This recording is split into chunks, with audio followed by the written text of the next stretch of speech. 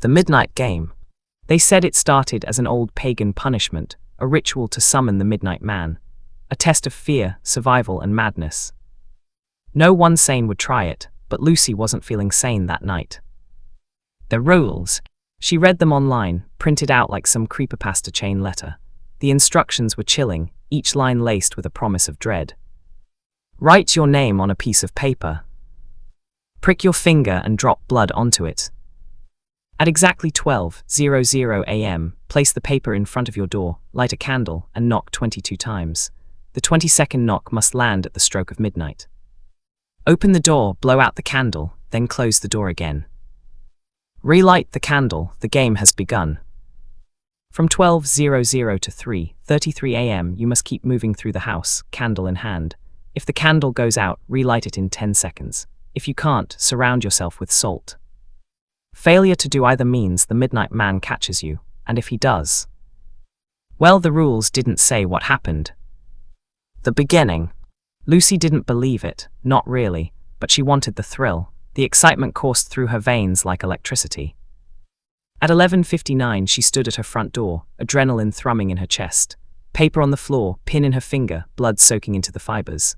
The clock ticked down, a countdown echoing in her mind. She knocked 22 times, the last echoing on the exact stroke of midnight.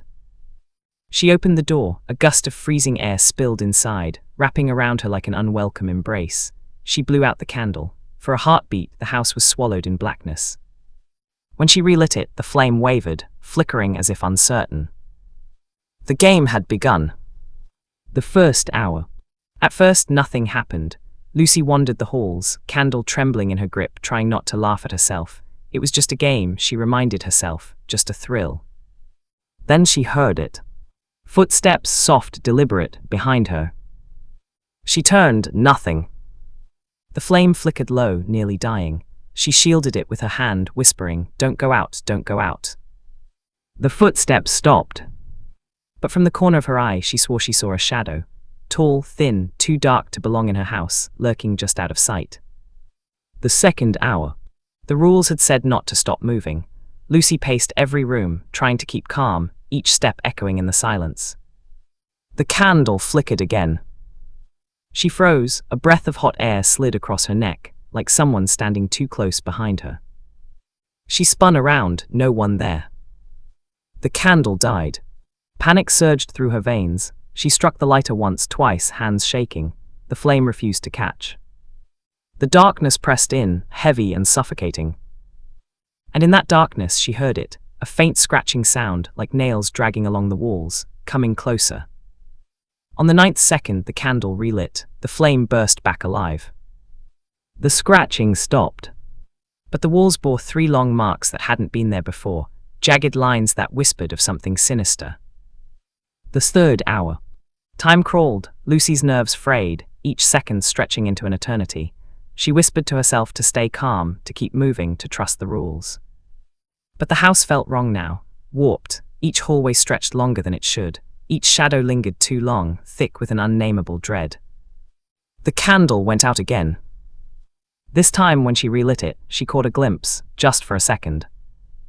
A figure, tall, lurking at the end of the hallway. No face, just a hollow mask of darkness where a head should be. And it was waiting. 3:32 a.m. Lucy was sobbing, whispering the seconds under her breath. Just one more minute, one more. The candle shook violently, the flame died. Her lighter slipped from her fingers. She dropped to the floor, scrambling. She felt heat on her skin, like someone's face inches from hers, watching. Her hands found the salt. She poured it in a trembling circle around herself, just as the air grew unbearably heavy. The darkness moved outside the salt ring, circling. She felt it brush against her, smelt the rot on its breath. The clock ticked. 3:33 a.m. The weight lifted. Her candle relit on its own, the flame steady and bright. The house was silent again. The game was over, she had survived. The next night, Lucy didn't sleep, couldn't. Every time she closed her eyes, she saw him in the dark, the hollow figure lurking just beyond her vision. At midnight, her phone buzzed. A text from an unknown number. "Want to play again, Lucy?" And in the corner of her room, where the candlelight didn't reach, the darkness seemed to shift.